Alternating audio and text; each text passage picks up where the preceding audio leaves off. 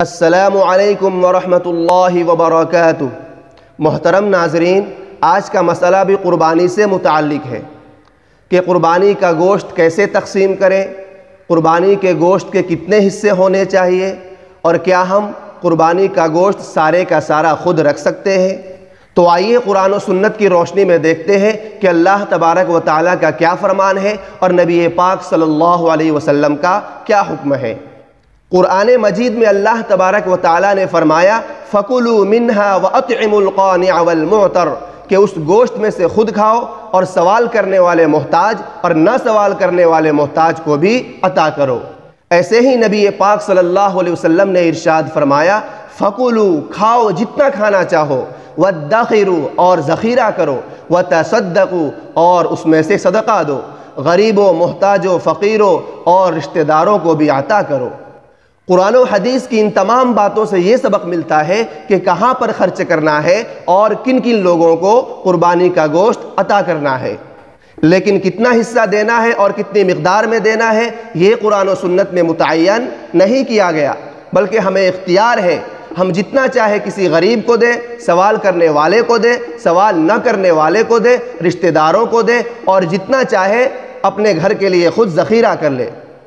شریعت نے آپ کو کسی قسم کا مکلف نہیں بنایا، لیکن ظاہر سی بات ہے کہ ایک آدمی قربانی دے رہا ہے اور وہ اپنے بھائی کو نہ دے تو وہ قربانی سے کیا سیکھا؟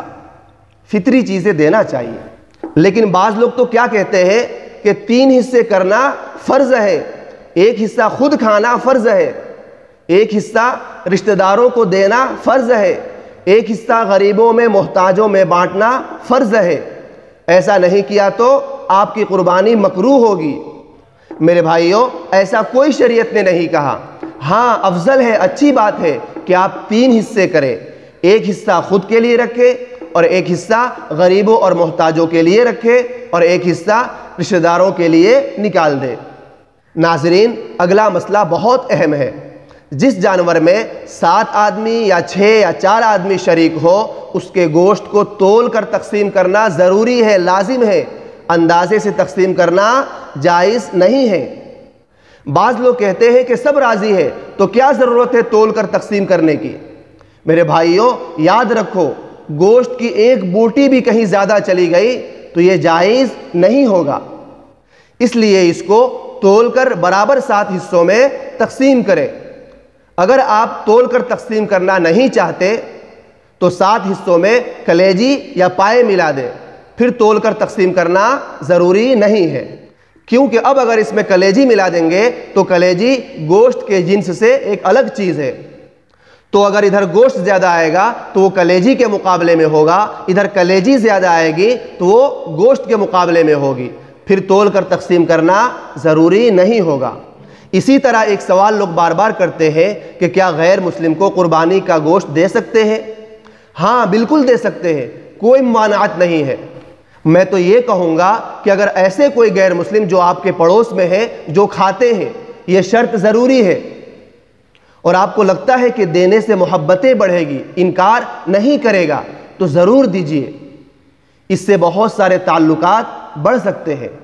اسی طرح جانور کی کھال کا مسئلہ بہت اٹھایا جاتا ہے کہ قربانی کے جانور کی کھالیں کہاں دیں، کس کو دیں۔ سب سے پہلے یہ سمجھے کہ کھال کا حکم قربانی کی گوشت کی طرح ہے، یعنی کوئی شخص قربانی کا گوشت قیمتاً فروخت کر دیتا ہے تو وہ رقم اس کے لیے صدقہ کرنا ضروری ہوگا۔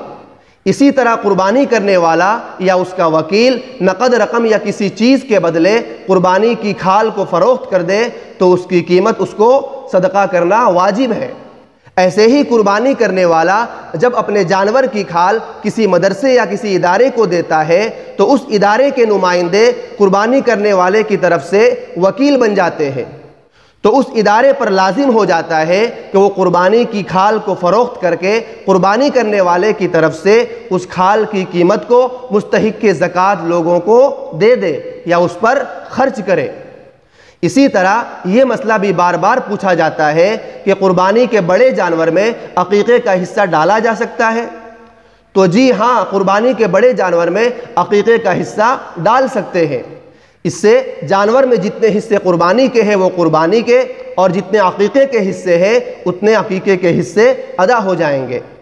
تو قربانی کے ساتھ عقیقہ کرتے ہوئے قربانی کے بڑے جانور میں لڑکے کے لیے 2 حصے اور لڑکی کے لیے 1 حصہ رکھ لے، یہ مستحب ہے۔ تو ناظرین، میری یہ باتیں واٹس ایپ، فیس بک اور دیگر سوشل میڈیا پر ضرور پہنچائیں تاکہ لوگوں کو صحیح مسائل کا علم ہو جائے۔ آپ کے لیے یہ صدقہ جاریہ ہوگا۔ اللہ ہمیں صحیح مسائل کو سمجھ کر اس پر عمل کی توفیق مرحمت فرمائے، آمین یا رب العالمین۔